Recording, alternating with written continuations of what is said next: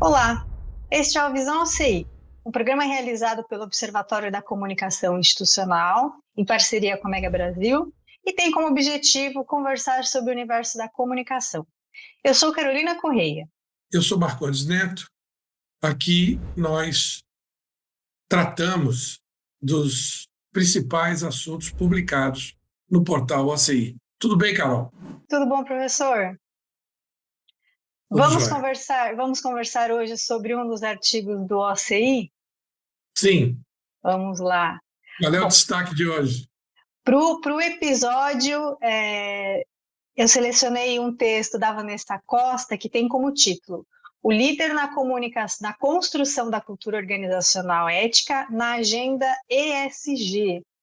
É um tema que parece distante do universo da comunicação, mas muito pelo contrário, é um tema muito correlato com a comunicação, não só enquanto estrutura e metodologia, mas também enquanto organismo dentro de uma empresa, dentro de um ambiente organizacional.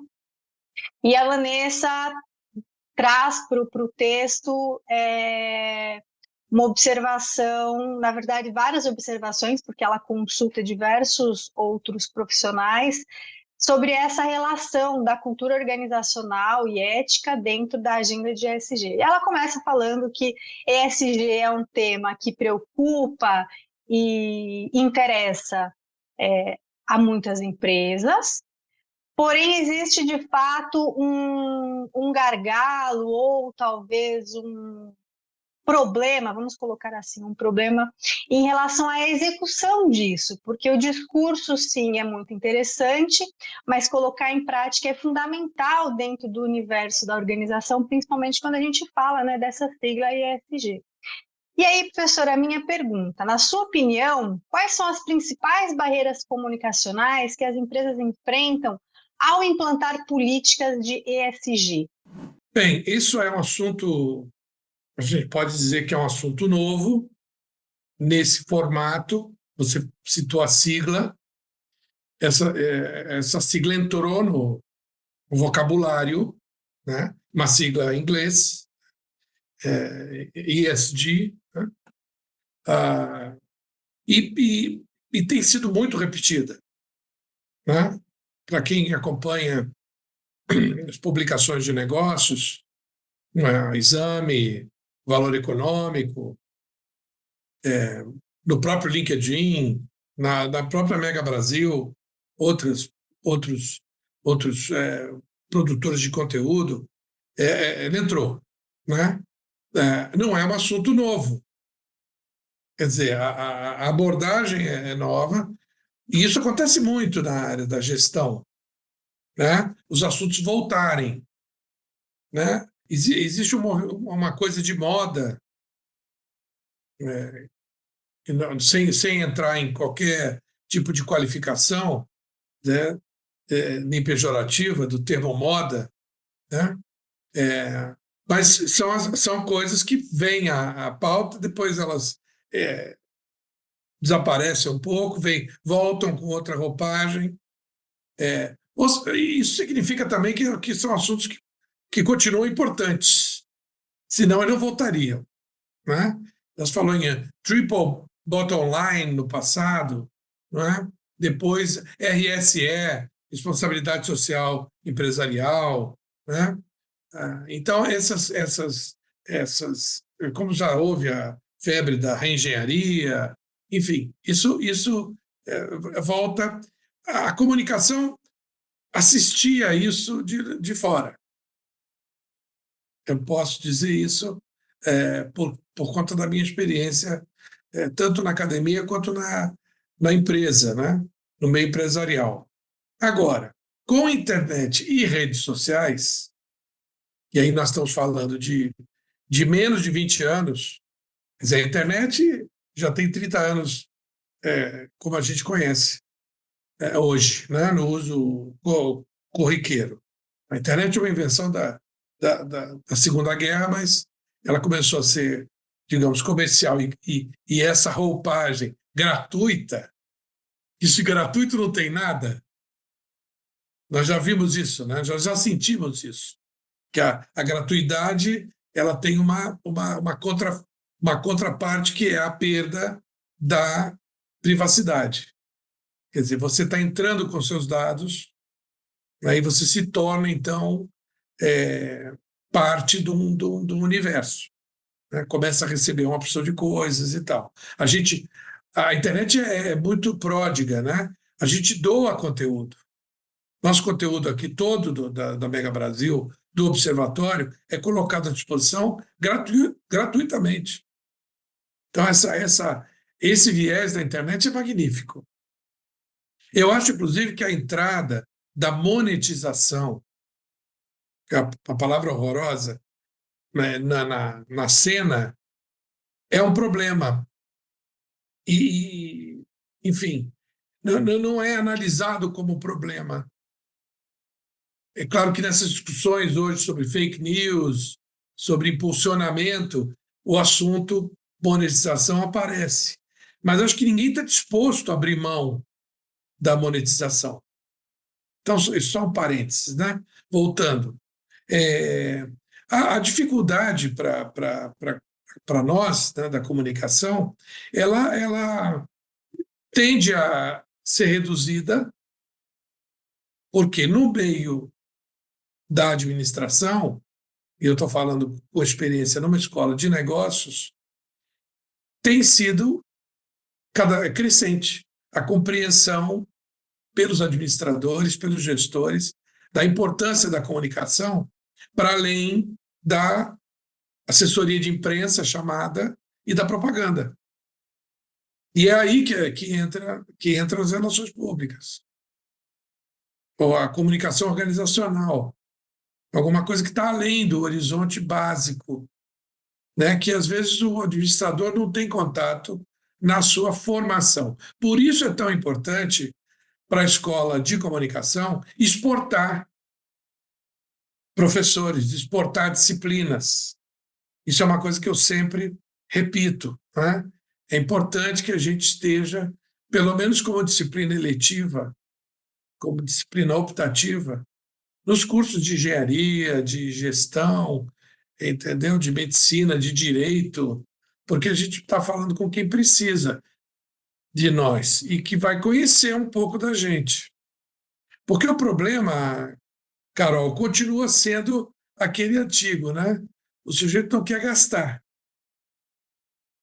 O gestor, ele olha para a comunicação como mais um gasto. Aí não adianta aquela conversa de que é investimento, não é gasto, porque não costuma ser barato o profissional de comunicação bom, bem formado, né? E há que investir também em ferramentas, gestão das redes sociais e tal. Então, a dificuldade, ela não é nova, não existe uma dificuldade a mais. O que a gente está vivendo é muito parecido com o que a gente sempre viveu. Só que, do outro lado do balcão, está havendo uma melhor compreensão da necessidade dos nossos serviços. Muito bem, professor. Vou pedir só um minutinho para a gente tomar um golinho d'água e já voltamos.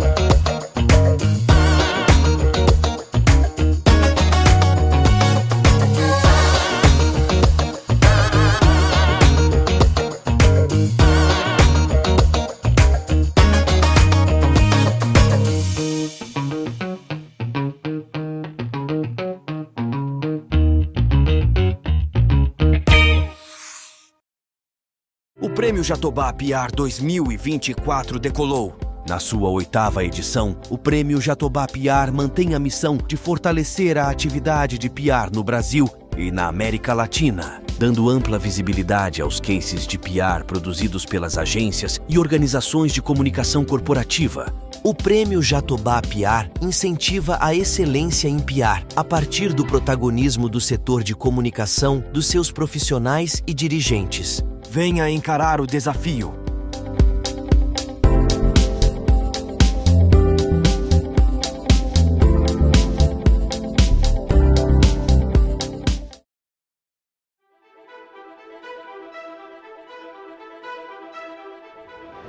Professor, no começo da sua resposta, da pergunta que eu fiz, o senhor comentou que ESG estaria dentro desse universo de moda. O senhor até falou que não é de uma forma pejorativa, muito pelo contrário, mas o senhor colocou dentro nesse enquadramento de moda. A minha pergunta é, visto que a gente hoje já está imerso nessa sociedade que se chama a sociedade da informação e do conhecimento. E aí não só o colaborador, mas o consumidor tem muito mais acesso às informações da organização. E hoje a gente lida com um consumidor que não só consome aquele produto estritamente falando, mas também consome os atributos intangíveis que aquela marca, que aquele produto, que aquela empresa defende, compactua, exerce, né, debate, defende. A minha pergunta é, será que ESG vai se manter nessa modalidade, né, que o senhor coloca como moda, ou será que é algo que vem para ficar? Muito boa pergunta. Vamos fazer aproveitar a moda no sentido que a gente mais conhece, que é de como é que a gente se apresenta e tal, né? A gente cada vez mais vê as empresas tratando de dress codes, né? Até para suavizar as exigências. No passado, a coisa de gravata, a gravata já era, né? Enfim, a moda vai e volta. Daqui a pouco as calças vão estar com as barras largas, já não estão. Enfim, os penteados, os cortes de cabelo, enfim, tudo vai e volta. Quer dizer, passa a fazer parte do universo. Então, estamos bem nesse sentido, né? Há muito tempo. Preocupação com sustentabilidade. Inclusive, falando sobre isto, né, houve um incremento, né, ao longo do tempo na pesquisa. Agora está falando um pouquinho do índice de transparência ativa, que a gente aborda no terceiro bloco, né? A pesquisa continuou, né, e teve mais atributos que vieram depois, mas que foram incorporadas ao índice, né? O sistema 5R Index. E uma dessas qualidades é a da reinvenção desses atributos. E a reinvenção nos chama a atenção para essa coisa da resiliência, que já está lá, já estava lá, mas vem como uma possibilidade radical. Os autores do Reengenharia, o Hammer e o Schempp, eles diziam: reengenharia pode se começar desde o zero. Então, digamos, um negócio que parte de investidores, né, o capital, o sujeito faz com o capital o que ele quiser. Então, ele fecha um negócio e abre outro. O capital é o mesmo, digamos assim, o acionista é o mesmo, mas muda completamente o negócio. Então, e você também falou uma coisa que eu acabei não abordando, que é a questão de aparecer na comunicação, mas não ser ação. Isso é um risco muito grande quando aparecem essas demandas novas das empresas serem muito ágeis para incorporar o discurso, mas pode virar um brand washing. Quer dizer, eu vou lavar e enxaguar aqui a minha marca, vai ficar up to date, mas não é disso que se trata. E, inclusive, essa visão em RP, ela é primária, ela é primordial. Os nossos primeiros autores já diziam, né? Você tem que praticar, você tem que contar para o público o que você faz, né? Tem que lidar com a verdade. Isso parece filosófico, né? Ou parece que era uma busca do jornalismo, mas não, do RP é fundamental isso. Quer dizer, o que eu estou dizendo que faço, eu tenho que realmente fazer. Então, isso é caro também. A implementação de procedimentos de sustentabilidade reais. Você vai tratar efluentes. Você vê, o Brasil tem 100 milhões de pessoas que não têm esgoto, tratamento. Isso é uma coisa gravíssima do ponto de vista, de qualquer ponto de vista. Né? São obras caras. Elas ficam para depois. É muito caro, fica depois. Entendeu? Isso acontece nas nossas cidades. Então, no nosso caso, nós devemos evitar, eu sempre falo do RP como profissional liberal, a ficar num cliente que diz o que não faz. Né? Aquela coisa, eu dou consultoria, eu digo para o sujeito o que fazer, ele não segue. Um abraço. Infelizmente, a visão do profissional liberal é essa, né? De não permanecer numa situação em que o que ele está sugerindo não seja aplicado. Então, eu acabei me perdendo aqui um pouco no começo da pergunta e não respondi você direito. Você pode reforçar aí esse ponto que você levantou? Tá, professor. A minha pergunta é se o senhor coloca no começo do programa que o ESG ele faz parte de um cenário de moda, que, lógico, tem a ver com a sustentabilidade, que é um termo, né, é um assunto, um tema que vem se desdobrando e ampliando, mas que ESG em si é uma moda. A minha pergunta é se realmente a gente está falando de uma moda ou se é algo que vem para ficar. Não, muito obrigado. Veio para ficar, e o que eu queria acrescentar, que justamente eu comecei a falar e não terminei, é que a visão, digamos, final, a visão final da nossa pesquisa, ela se dá numa coisa que eu vou dizer agora, pela primeira vez. A gente precisa integrar uma coisa que a gente chamou de um eixo horizontal de sustentabilidade geral. Nós estamos pegando a carona no Einstein, tinha a relatividade geral, tem a sustentabilidade geral e, digamos, a sustentabilidade restrita no eixo Y, no eixo vertical, que é a sustentabilidade do negócio. Então, é muito interessante abordar essa questão. É a primeira vez que eu estou fazendo isso aqui, que é quando você se referir ao termo sustentabilidade, você ter a consciência e contar para o seu público do que você está falando. A sustentabilidade do planeta é geral. A sustentabilidade do negócio é particular.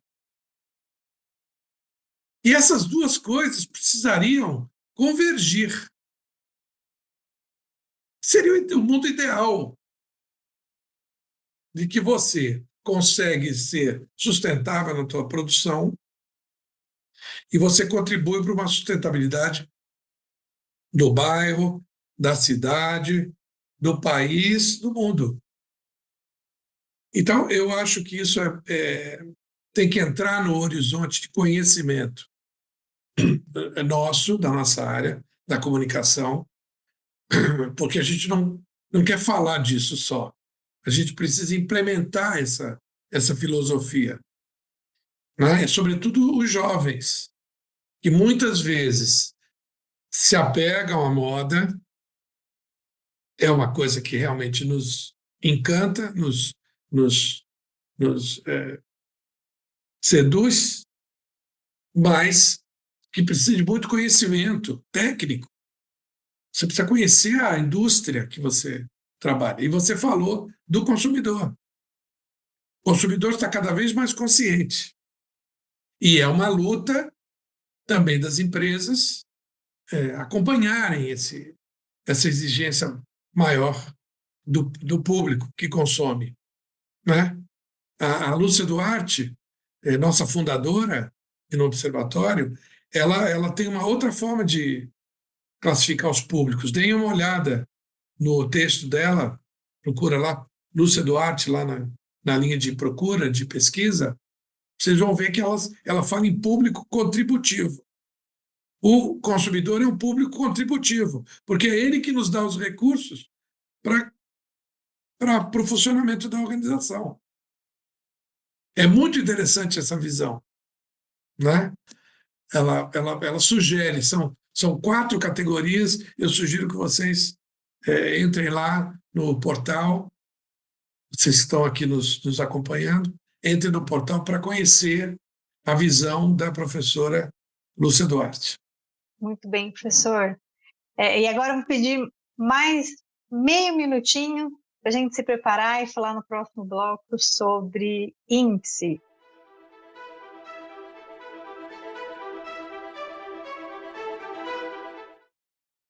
Sentiu sintomas, começou a febre.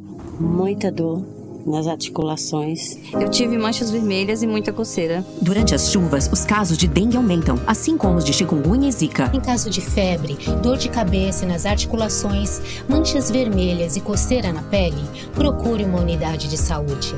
Receba os agentes de saúde de combate às endemias. Combate ao mosquito. Para fazer diferente, precisamos agir antes. Ministério da Saúde. Brasil. União e Reconstrução.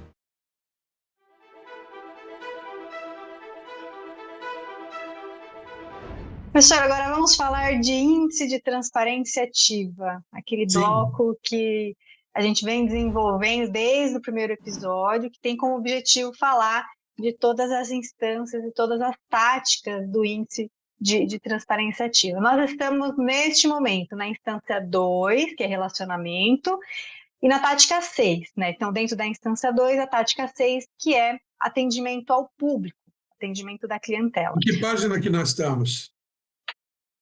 Eu estou aqui com o manual.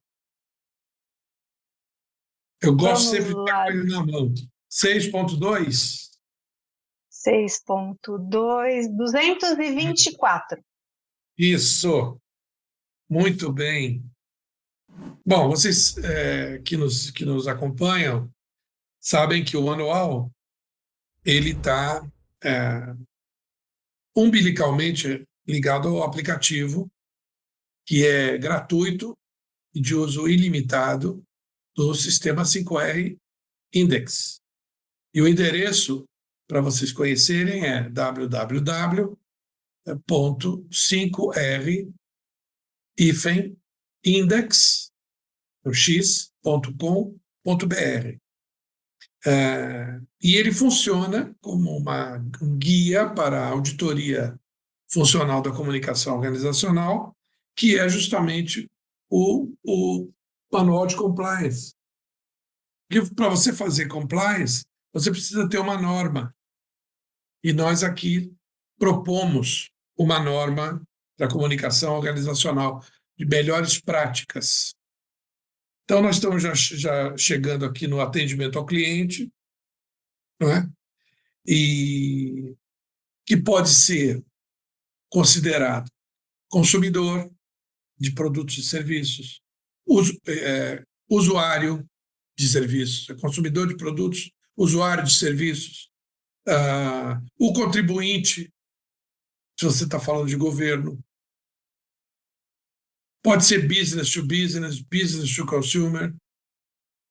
Então, o atendimento ao cliente ele é uma realidade e é preciso estabelecer padrões de atendimento para a sua clientela. Cada negócio tem uma clientela diferente.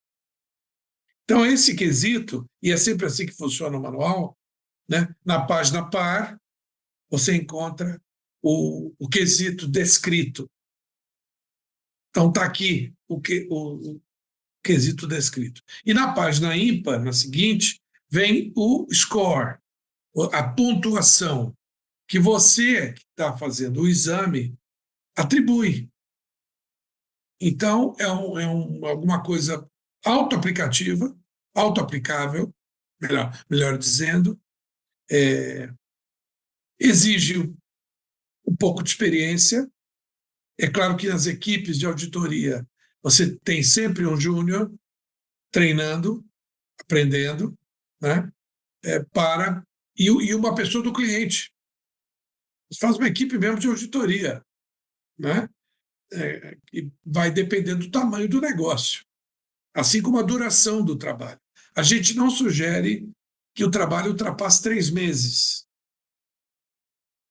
Mas a empresa é muito grande, tem várias sedes, você tem que fazer crescer a equipe.